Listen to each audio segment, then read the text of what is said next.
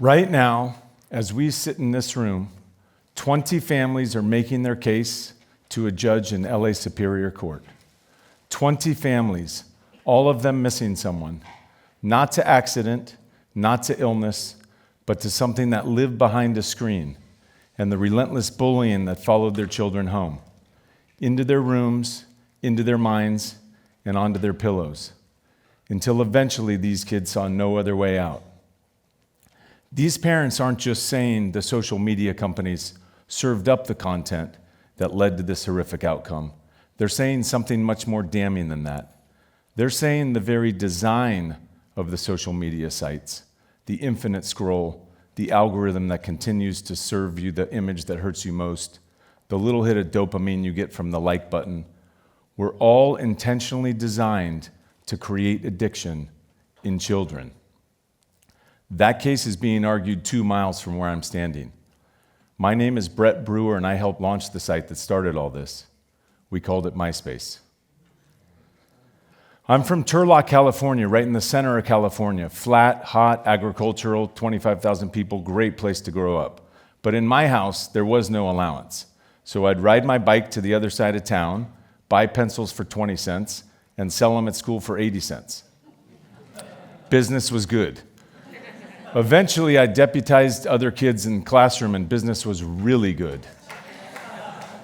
Until one day, the principal walked in and shut down the whole business.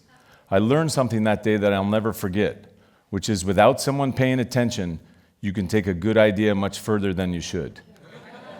I made my way to UCLA, graduated in the late 90s, which was perfect timing for an entrepreneurial kid because the dot-com gold rush was in full swing. We didn't know exactly what we were going to start on the internet, but we knew it was going to be big. Only this time, there were no adults in the room, no one paying attention. We launched as an e-commerce company in '99, selling movies and music and games online, and quickly pivoted into being content sites. We launched a dating site, casual gaming sites, short animation sites. But our big breakthrough came in July of 2003 when we started MySpace. We weren't trying to change the world. There was actually already a social network called Friendster, but Friendster was not cool. And on Friendster, you had to be who you said you were. With MySpace, number one, we thought we could make it cool, but number two, we thought we would allow you to be anyone you wanted to be. And number two, we made Tom Anderson, our great head of product, everybody's default friend. This meant that everybody was connected across the entire site. 6 degrees of separation, gone overnight. We thought this was just a great feature. As it turns out, it was a trap door we left wide open. But MySpace was a hit from day one. People would come to the site 5, 6, 12 times a day. They were, of course, posting a picture, and they wanted to go back and see, did anyone comment on my picture? They were posting a comment that they thought was funny on someone else's picture, and they wanted to go back to the site and see, did anyone else think it was funny? We realized in those first 2 weeks that people were hooked on the idea of whether anyone was paying attention to them. But we never stopped to think whether that was a good thing. We just built features that encouraged it.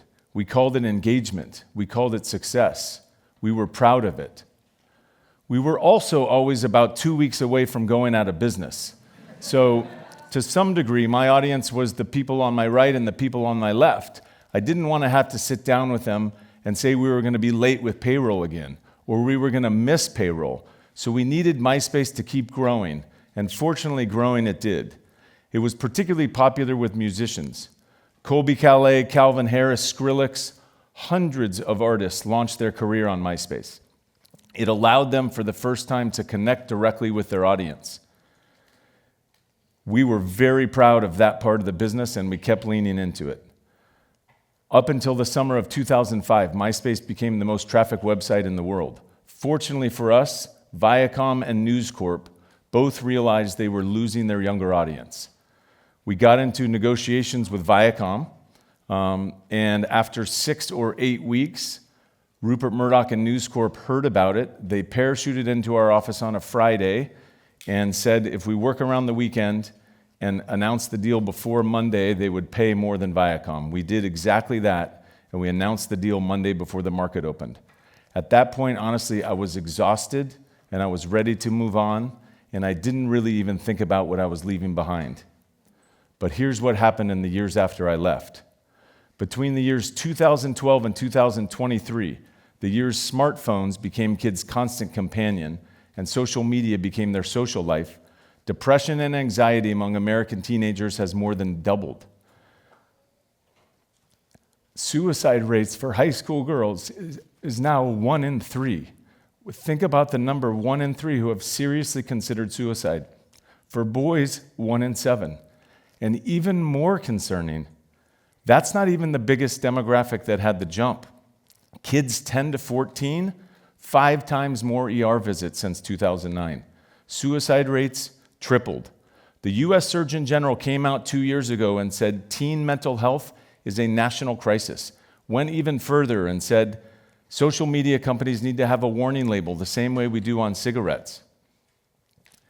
And these are not coincidences. These platforms are literally built to keep kids addicted. TikTok feeds you clips it knows you can't resist. Instagram refreshes forever. There's no natural place to stop. And Snapchat, don't even get me started on Snapchat. It's constant notifications to bring you back in.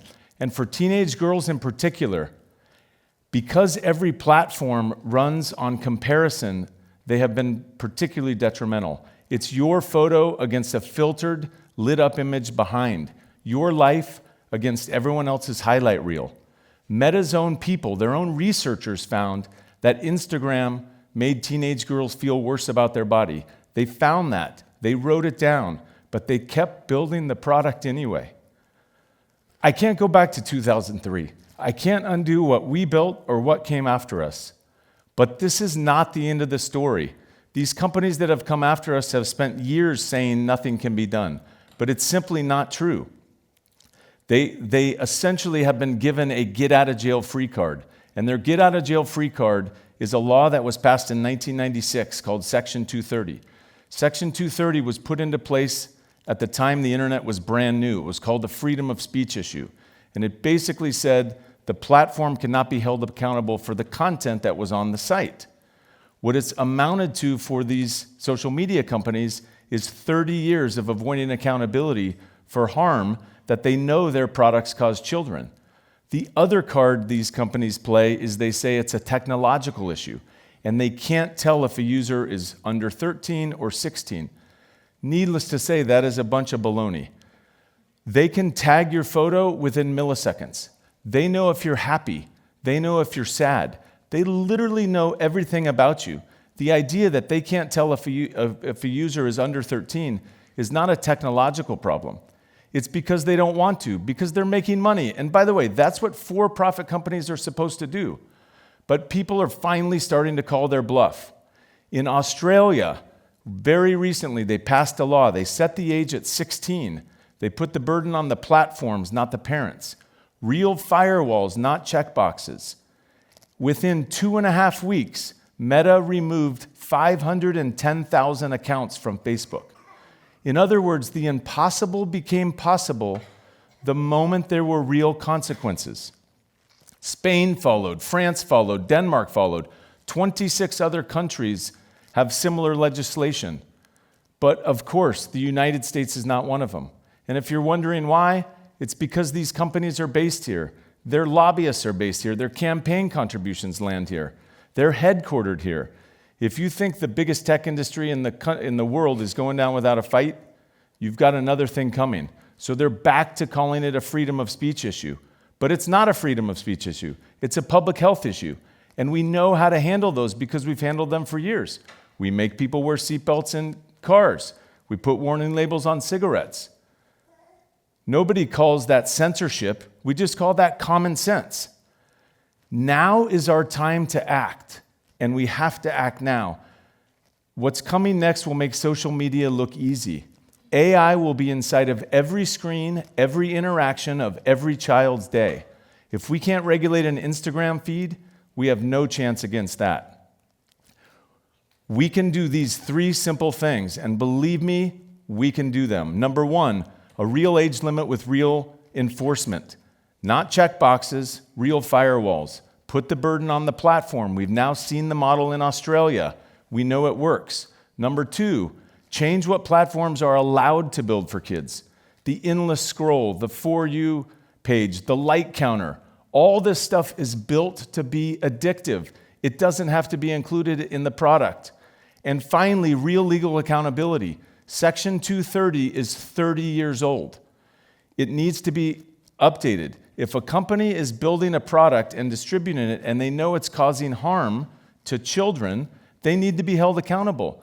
These companies aren't actually above the law. They've just been allowed to act like they are. I started this talk with a principal who walked into a 5th grader's classroom and shut down the business. At the time, I thought she was the problem. She wasn't. We actually need more people like her in Congress, in courtrooms, in boardrooms, and in homes. I can't go back to 2003. What I can do is stand here and tell you the truth. And the truth is, these companies can fix this. These companies can change this. But they don't want to. They want to make sure nothing changes because they have billions and billions of reasons why. But we have something much more valuable. We have our kids. Thank you.